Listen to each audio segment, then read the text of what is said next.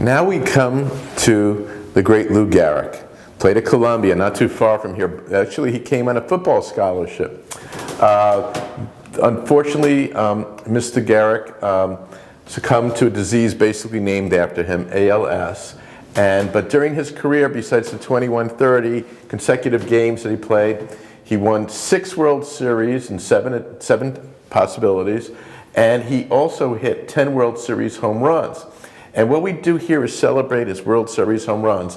When he retired, he was, of course, second only to Babe Ruth. So here are all the tickets from his World Series home runs, and underneath it are the autographs of every pitcher to home run off of. And of course, many of the pitchers were Hall of Famers, including Grover Cleveland Alexander, Jesse Hames, and of course, Carl Hubble. Another thing that struck me that's kind of interesting is that often people talk about the 1932 World Series where Babe Ruth points, or does he point, off of Charlie Root and hits the home run. Well, in that game, some people probably don't realize that Mr. Gehrig hit 2 home runs in that World Series. Also, as I mentioned, presentation's important to us. And we wanted to have a handsome young Gehrig and not an ill Gehrig. I just want you to know that although we use photographs often, this is not a photograph. This is a painting by a gentleman named Adam Port, and we think it makes the piece very interesting and very special. And again, I don't know if this is ever going to be duplicated.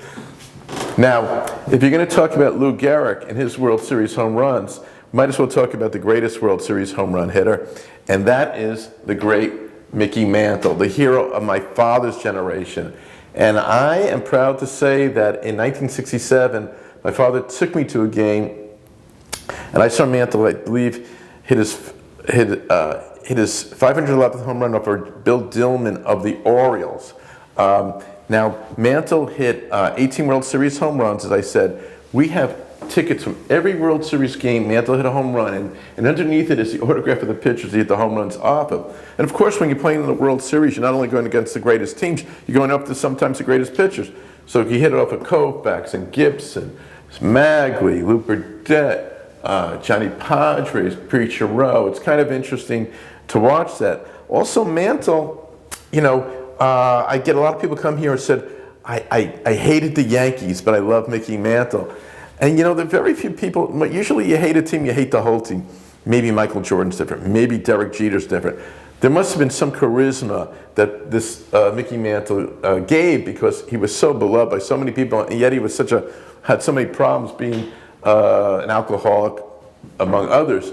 Another thing is, Jane Levy, who did a book signing for us, was asked one time what the similarities were between Mr. Mantle and Sandy Koufax, and she almost laughed a little bit, so they're very different people. But the one aspect, she said, and it really makes common sense, is their injuries would have been able to be resolved, or at least the medicine caught up to them quite a bit. And it would have been great to have seen Koufax pitch another 5 years or 6 years. I mean, he had a remarkable last 6 years. Can you imagine another 5 years?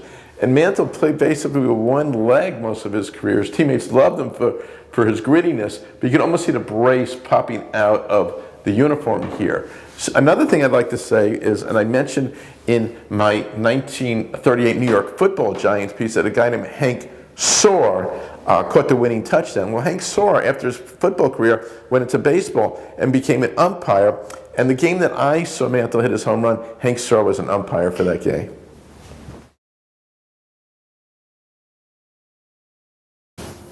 Let's talk a little bit about Joe DiMaggio now.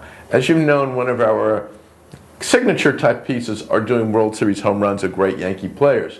And this one deals with Joe DiMaggio, who basically replaces, takes over that great Yankee player tribute or best player in the Yankees after the sadness of Lou Gehrig leaving. In fact, he hits his first home run at the Polo Grounds in 1937 against Cliff Melton.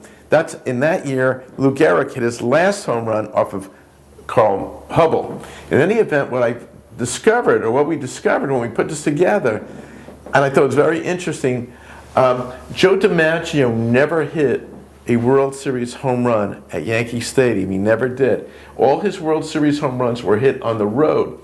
And it made me wonder about that night, supposedly, at Two Chores in the 1940s, when Lee MacPhail of the New York Yankees and Mr. Yankee of the Red Sox get together, Two Chores, a very popular eating establishment, and apparently, maybe they had a drink, maybe they didn't, whatever, they traded Williams for DiMaggio. And it's not that far-fetched.